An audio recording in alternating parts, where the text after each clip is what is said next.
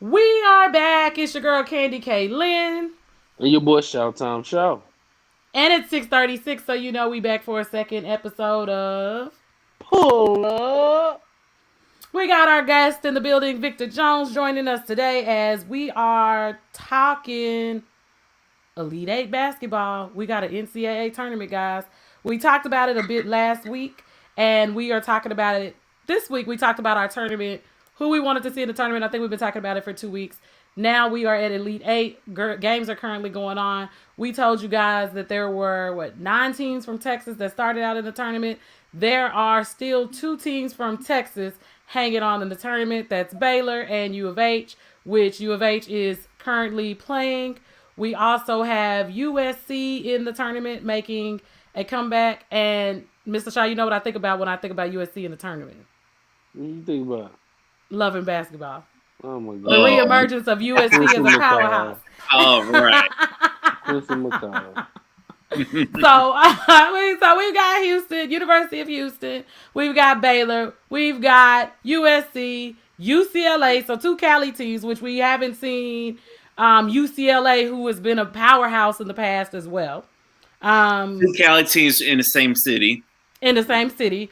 So that's different. Like I said, we got the 2 Texas teams, 2 Cali teams, no ACC teams. We've got Michigan that is back with Juan Howard leading them towards hopefully the tournament win. I've said from the beginning, Michigan is my pick that I want to win. We have the number 1 seed, Gonzaga, still hanging on. They are... So we still got 3 1 seeds in the tournament. Correct. And Yeah, did I leave? I left somebody out. Who did I leave out? Was that 8? Oregon State. Oregon State. Yeah, Oregon State. They're playing Houston right now. Yeah. So what? Come and on, the Oregon score State, right now, don't cover. the Oregon State is 6-14 is the current score. Arkansas faces Baylor tonight at 8:57. It's 6-14. It's 6-14 with 9:45 left in the Who first. winning? Houston is up 14-6. Figured that. So we can. He's talking about covering the spread. What is the spread, Mr. Shaw? I had to get out of my phone to come back in and hold on. Give me a second. So I know nothing about. I'm just learning about the spreads. Victor, do you gamble? I'm in Florida, so I can't gamble. Okay. Well, do you usually have a bracket? Did you do a bracket this year? I didn't do a bracket this year because I got tired of it. Every year after like the second round, my bracket gets destroyed. And I was pulling for the Florida teams, Florida and Florida State. Florida got bounced by Oral Roberts. And Florida State just got bounced by Michigan. So after the Florida teams, I'm kind of with you now, Michigan, because I'm kind of rooting for the black head coach to go ahead and win. You know what I'm saying? So, well, I'm definitely Houston got to win by 9. Okay, so Houston has to win by 9 to cover the spread, right? I need Oregon State not to lose by more than 9. Come on with it. Keep it. Get in the game, baby. Okay, and so with that, so we're talking tournament time. You guys know NIT goes on as well. So NIT, Memphis won. So shout out to Anthony Hardaway and his Memphis team on getting a win. Basketball culture is changing when you have former professional athletes at the collegiate level. So to see Juwan Howard moving his team forward, to see Anthony Hardaway, Patrick Ewing is at Georgetown.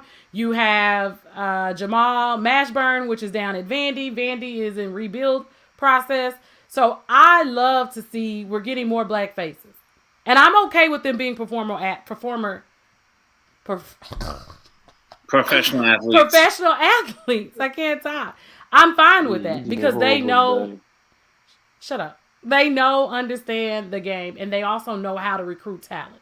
That name. Honestly, I'm with you there to a degree, but the HBCU side of me says, the black school side of me says, look, y'all athlete, you black athletes need to be going back to the HBCUs, back to the roots and stuff.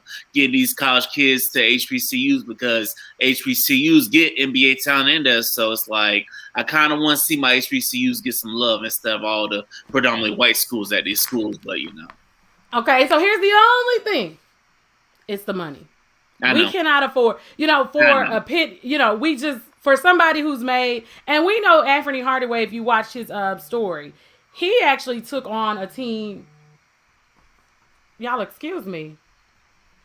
My job is calling me. He actually took on a team with his friend where he wasn't making that type of money. So with that taking place, I would, there are some that can afford to do it and not need the money. But most people need the money to live off of. And, Agreed. We don't pay. Dion is doing it at Jackson State for fun. It ain't about the money.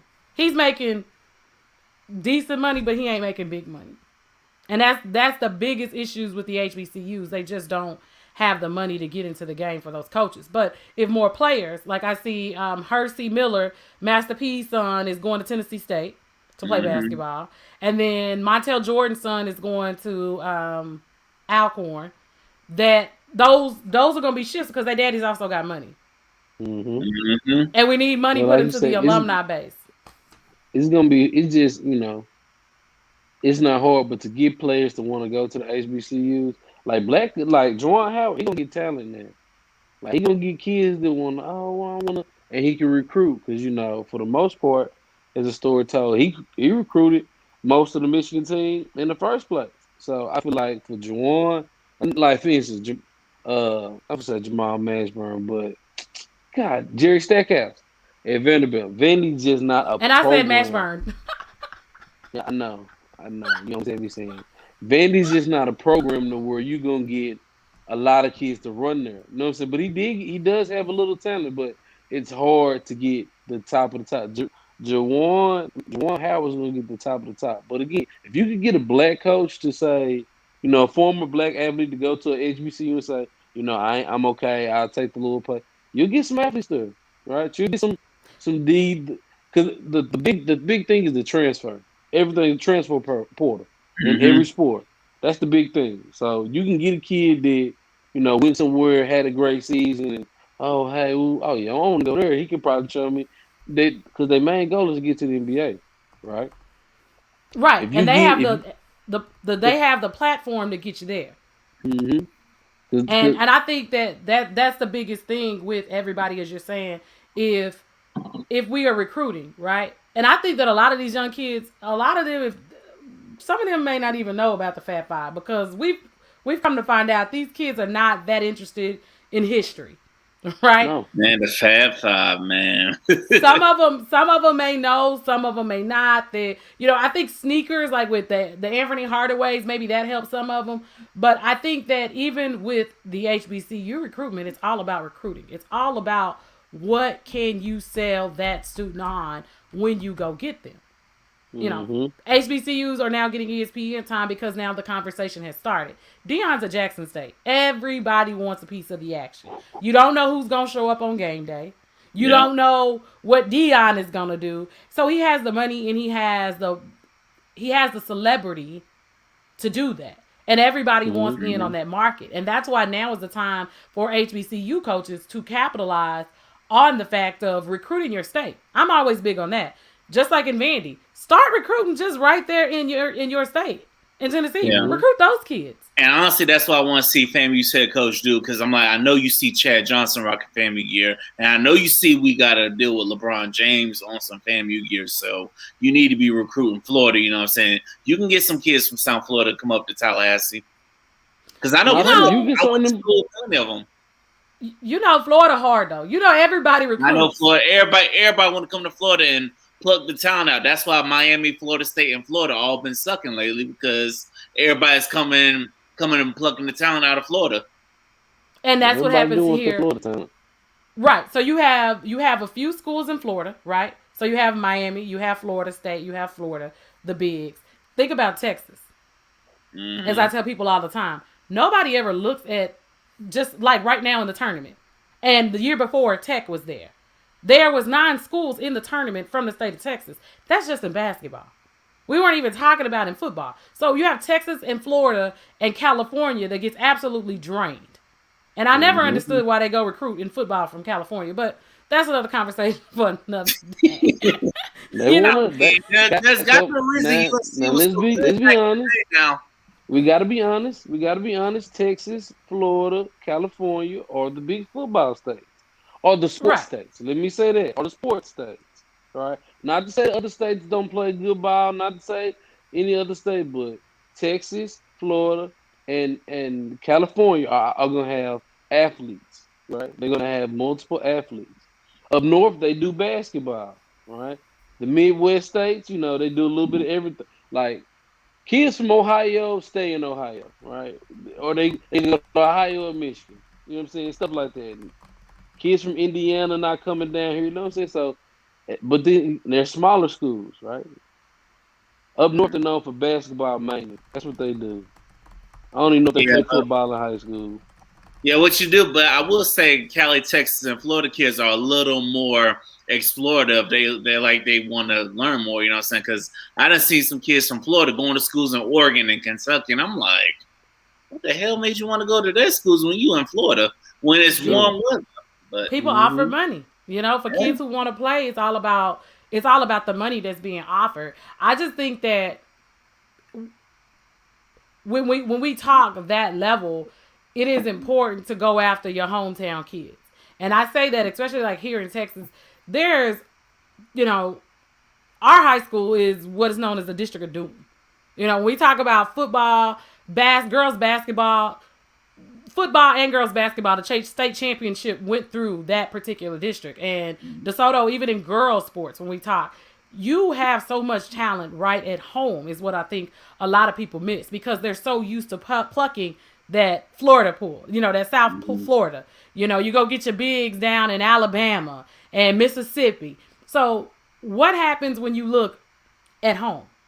What happens when you go get your basketball players out of Florida, those high schools in Florida? As you say, if FAM goes and recruits just within a 100-mile radius of FAM.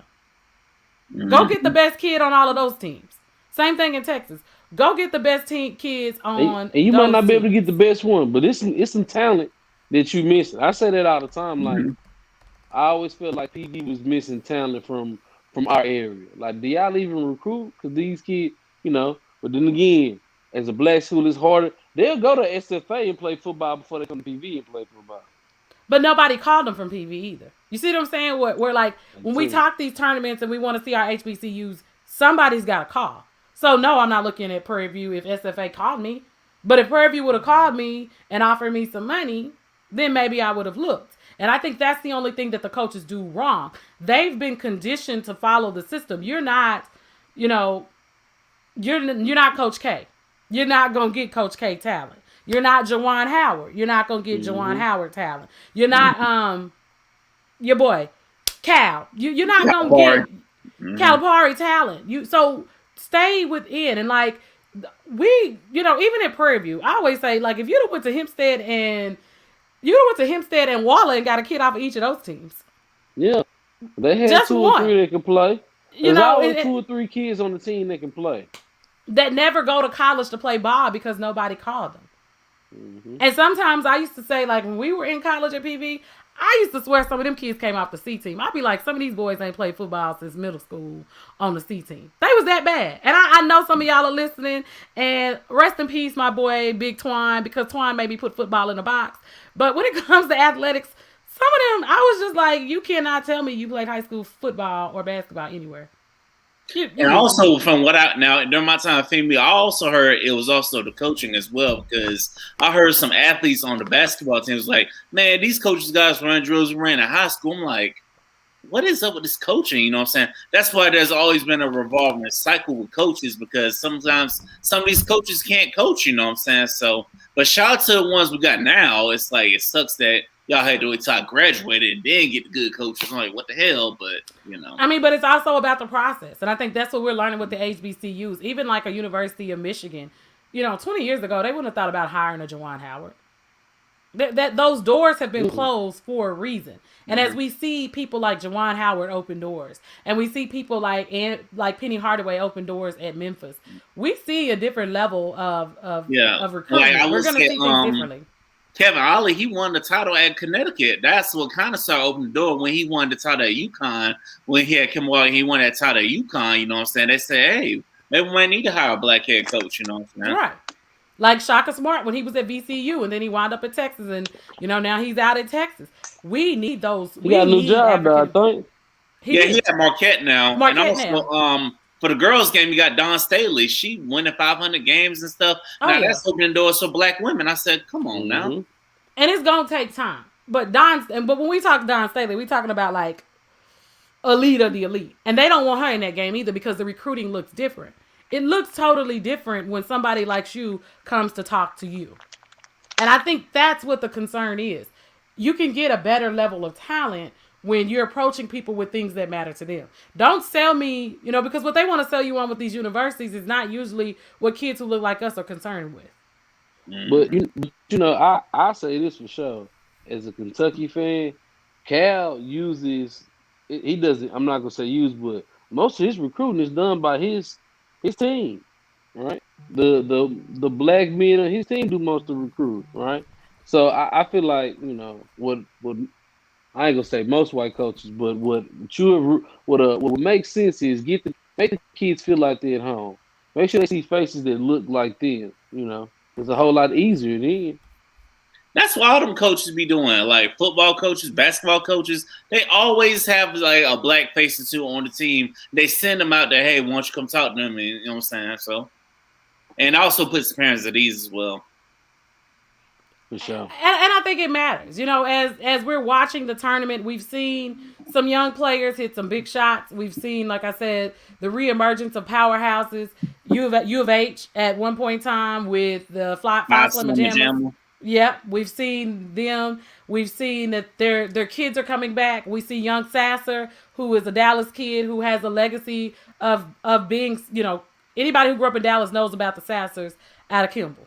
So they're, young Sasser is at U of H. So I like to see some of these names in college basketball that are continuing. I love to see these programs. The only school that I just can't root for is Baylor. I can't with Baylor. I don't know why anybody sends their kid to Baylor. Is it because of that Title IX or is it something deeper? Well, with Baylor, it's just always like the rape scandals and allegations. Like, how many murders and rapes need to take place at the Christian school, like, before the kids stop going? So I'm just not with the Baylor. Is that why Baylor was so good all those years? Is that what's been going on? Baylor has a lot of scandal. They've had a lot of, like I said, they've had murder situations. They've had rape situations. I can't with Baylor. Mr. Shaw has a funny story about Baylor. Mr. Shaw, what did you think about Baylor? He visited Baylor. I went to Baylor on the visit. It was me and my pops. And I knew in the first 30 seconds, I lied, it's not for me. So they were like, all right, you guys, what we're going to do, we're going to start you off with a call. So we're going to go, this is what you do. You put your hand up. You go, sing them. I say, nah, this ain't for me. This ain't for me because I'm not. I didn't feel it. I didn't feel it. Everybody, it was like a participation grade at that point. We're not in high school. No. And Baylor never wowed me. It wasn't. Baylor didn't wow me. Let me say that as well. Like the campus was like old school. It looked like I don't want to say it looked like the Old West, but it had an Old West feel, and it was just too Caucasian for me. In my high school, growing up, it was more Caucasian. I'm using the right word, but I wasn't trying to. No, I need a little more ghetto. I need a little hood. I need a little ratchet. I need a little ratchet in my life. PV brought exactly what I needed to my life. I just, and wasn't nobody gonna say you went to nobody say you went to a predominantly white school. You wasn't gonna do me like that. No, wasn't there. I was black. So, yeah. I felt that way. Y'all remember on CB4? Cause I'm black. Cause I'm blackity black and I'm black. I wasn't playing.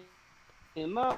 I felt that way when I visit UF, so I was like, I said all this, go Gators. I'm like, you know what, I'm not feeling this. And Gainesville is a racist city, and the areas around Gainesville is pretty racist. So I was like, you know what, give me the black school. And it be like that sometimes. Mr. Shaw, I don't know. We like to do your breaking news. Kellen Grady commits to transfer to Kentucky. Yeah. Do you know him? I seen him talking about his name. He scored a lot of points. Scored a lot of points. 6'5" shooting guard from Boston. Scored over 2,000 points in his career, if I'm not mistaken, at the school. Correct. I mean, we need it. We're gonna have some more kids because we need some We need experience. I think we had a grad transfer last year that might come back. What Cal is realizing is the the one and dones need all the players here who's been there and seen it. Right? They just because the one and dones not the one and dones. They're not the same as they used to be. They're not outstanding like they think they are. Right? We haven't like Zion. Now Zion was outstanding like we thought it was. It wasn't gonna take him much time, but for on a Kentucky standpoint, we got kids. It's gonna take you a little time, right? Like everybody who think I just need 1 year, it don't be like that. Like Well, that's the what Brandon programs are Boss said. changing. Aren't we seeing that even with the tournament? The programs are changing. The teams with more veteran leadership are the teams that we're seeing deeper in the tournament. That's what we're seeing. That's the only It reason matters because why they've been there. they've been there. The team Yeah, chemistry that's matters. probably why that souped up Duke team that they had a couple years ago with Zion and RJ and Cam Reddish. That's why they only got bounced. They got bounced in the Elite Eight. You know what I'm saying? Because you need some veteran leadership that's been there. They know how to dance. They know, and especially after last year, I've said this before. I salute to these kids who have made it to the Elite Eight. It has been a weird last year and a half for them. They've learned how to pivot. They've learned how to transition. They've learned how to pick each other up when they're down and to stand up and be veterans on the team. That is the difference. I love what Cal does because he gets those kids paid. If you have, and a lot of those kids need the opportunity to go get their money now. If they're hot and they can go get drafted, he gets them to the NBA. He gets them paid. Like if the Kellen Grady kid come in and because again the one thing this like Kentucky didn't make it. I'm not tripping. We ain't had time. We lost a lot of games by buzzer beaters. That's how close we were. We weren't a full team, so that's you respect that when you understand the game. But if you get a kid to come in and he can get him 25, you went from being a transfer student to you're going to be a first round pick. Because if you come get 25 while playing in Kentucky, if you come get you a first rounder. They're not going to think about it. You're a first rounder. Plain and simple. So. Well, I'm glad of that. We are talking about black coaches. Oklahoma State has decided they're going to keep their boy. They agreed to a 7-year extension. So we are getting more coaches, and that's what we're talking about as we watch the Elite Eight. Oklahoma. What was I going to say? Oklahoma. In this game right now, U of H is pulling away from Oregon State in the first half at 31-17. But we also have seen in this tournament, we've seen people come back. And those buzzer beaters to send us to overtime have been big during this tournament. Before we get out of here, it's Elite Eight time. We're getting down to Final Four next. Mr. Shaw, who is your number one? Who do you have to win it all? I got all the 1 seeds making it to the Final Four. I played each other. I said the 1 seed. You can't keep out of there. I'm gonna say maybe in Alabama. I think Alabama ain't like Alabama. They lost. UCLA beat them. They lost.